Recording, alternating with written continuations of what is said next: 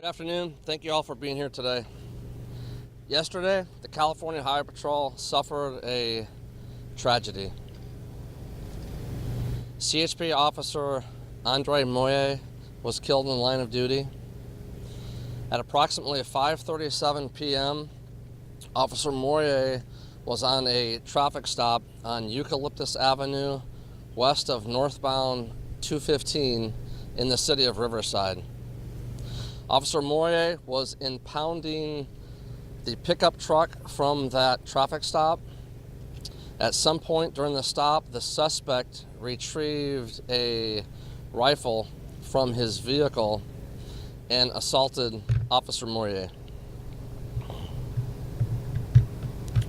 Officer Moye was able to put out an officer needs assistance call on his radio, and numerous officers responded to the scene, including 3 CHP officers, several deputies from the Riverside Sheriff's Department, and several officers from the Riverside Police Department.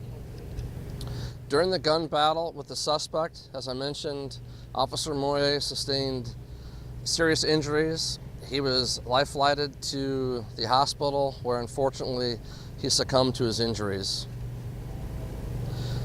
3 of the officers, the CHP officers that arrived on scene, 2 of them suffered injuries. 1 did not sustain any injuries. One of the officers, a 6-year veteran of the California Highway Patrol, suffered minor injuries to his leg. The second officer, a 4-year veteran of the California Highway Patrol. Is that better? Okay, the second officer that was injured is a 4-year veteran of the California Highway Patrol, and he received major injuries to his leg. He was in critical condition. I visited with the officer this morning, and he was conscious and talking in good spirits and is expected to make a recovery. This incident shows just how dangerous the job of the California Highway Patrol and law enforcement is in general. People talk about routine stops, but there are no routine stops, as this incident proves. Now, I'd like to thank the public for their support. Their outpouring has been very gracious, and I'd also like to thank our allied agency partners, some of who are represented here today. The Riverside Police Department, Riverside Sheriff's Department, CAL FIRE, Riverside City Fire Department, the medical staff at Riverside County Medical Center in Moreno Valley, who valiantly tried to save Officer Moye, but despite their efforts, he succumbed to his injuries. I'd also like to thank the AMR ambulance service, the Riverside County DA's office, who were instrumental at the scene, and throughout this investigation, they will be very instrumental. Officer Moye was an outstanding officer. I had the privilege of meeting him numerous times. He's a 3-year member of our department. He has been a motorcycle officer for the past year. He was very excited about that. His mother last night told me that this was his dream job, and he loved going to work, and it's what he always wanted to do. Officer Moye embodies everything that the California Highway Patrol stands for, with professionalism, dedication, and service to the public. Andre had a servant's heart, and that's why he was a member of this organization. Andre was survived by his wife, mother, father, stepfather, 2 brothers, 2 sisters, as well as an extremely large, extended, and loving family. Officer Moye was an outstanding individual, and he will be deeply missed by the California Highway Patrol. Are there any questions?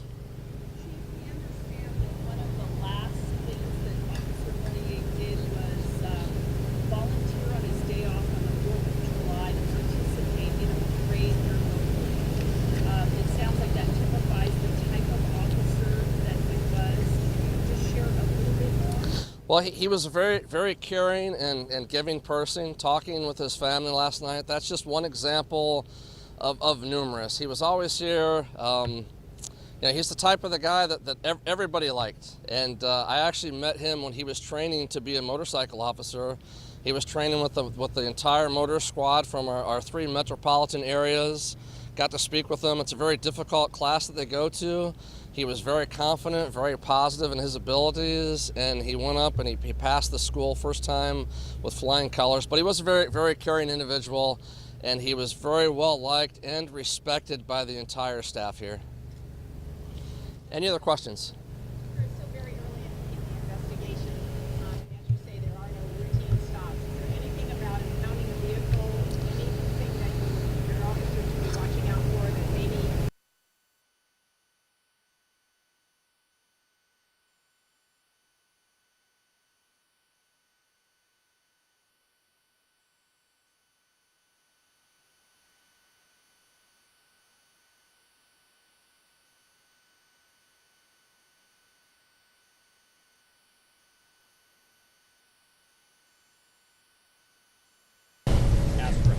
No, Robert, it's still an investigation. We don't have the exact time, but I will tell you that the time of the stop until it was terminated was several minutes, and that the gun battle lasted for several minutes as well.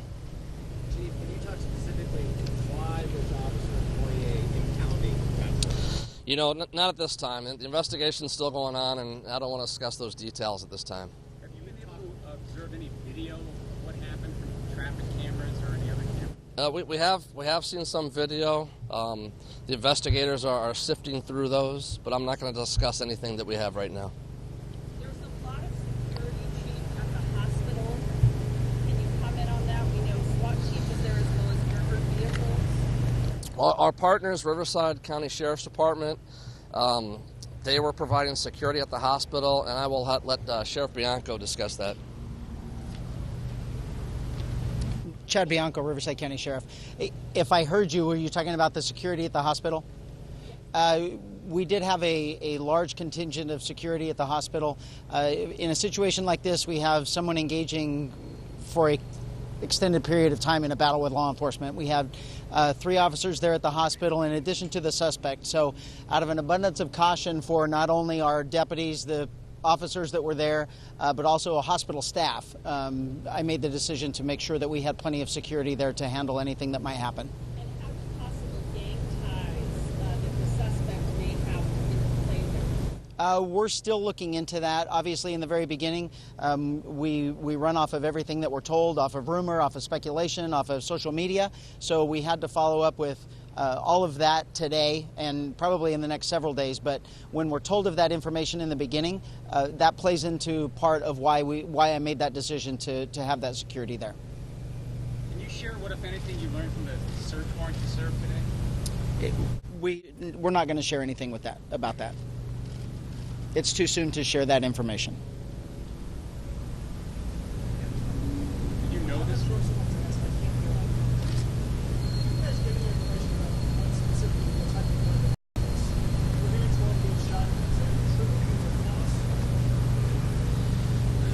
Right now, all we can describe it is as a rifle. As you can imagine, this investigation is complex. It's involving at least 3 law enforcement agencies, and it's going to be very lengthy. The gun hasn't even been processed by our detectives or sent out for any evaluation, anything like that. So that's going to take some time, but we can say that it was some sort of rifle that was used to attack and engage these officers. Not that I know of. Again, we have identified the suspect, and we are looking into if he had anything outstanding, his criminal history, any affiliation with anything.